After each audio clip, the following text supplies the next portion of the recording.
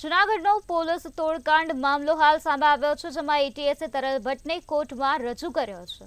તો હાલ આ મહત્વની વિગતો સામે આવે છે. ચુસ્ત પોલીસ બંદોબસ્ત વચ્ચે તરલ ભટ્ટને કોર્ટમાં રજૂ કરવામાં આવ્યા છે. 14 દિવસના રિમાન્ડની માંગણી કરવામાં આવશે. ચુસ્ત પોલીસ બંદોબસ્ત વચ્ચે આજે તરલ ભટ્ટને કોર્ટમાં લઈ જવામાં આવ્યો છે. તો 14 દિવસના રિમાન્ડની માંગણી સાથે તરલ ભટ્ટને કોર્ટમાં રજૂ કરવામાં આવ્યો છે. એટીએસ દ્વારા કાર્યવાહી હાથ ધરવામાં આવી હતી, ત્યારે તરલ ભટ્ટને ઝડપી પાડ્યા બાદ હાલ એટીએસ દ્વારા તરલ ભટ્ટને કોર્ટમાં રજૂ કરવામાં આવ્યો છે.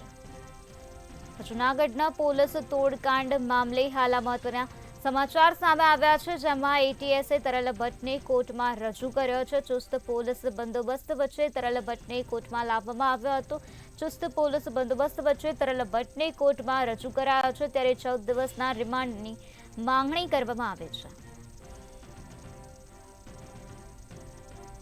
તો કોર્ટ પરિસરની બહાર ચુસ્ત પોલીસ બંદોબસ્ત ગોઠવી દેવામાં આવ્યો હતો, ત્યારે આજે તરલ ભટ્ટને કોર્ટમાં લઈ જવામાં આવ્યો છે. ચુસ્ત પોલીસ બંદોબસ્ત વચ્ચે આજે તરલ ભટ્ટને કોર્ટમાં રજૂ કરવામાં આવ્યો છે. એટીએસે તરલ ભટ્ટને કોર્ટમાં રજૂ કર્યો છે. 14 દિવસના રિમાન્ડની માંગણી કરવામાં આવશે.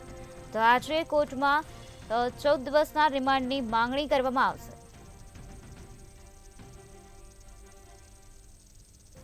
તરલ ભટ્ટને લઈને હાલ મહત્વના સમાચાર મળ્યા છે, જેમાં જૂનાગઢ પોલીસ તોડકાંડ મામલાનો મુખ્ય આરોપી તરલ ભટ્ટને આજે કોર્ટમાં રજૂ કરવામાં આવ્યો છે. જૂનાગઢ સેશન્સ કોર્ટમાં તરલ ભટ્ટને રજૂ કરવામાં આવ્યો છે. એટીએસે તરલ ભટ્ટને કોર્ટમાં રજૂ કર્યો છે.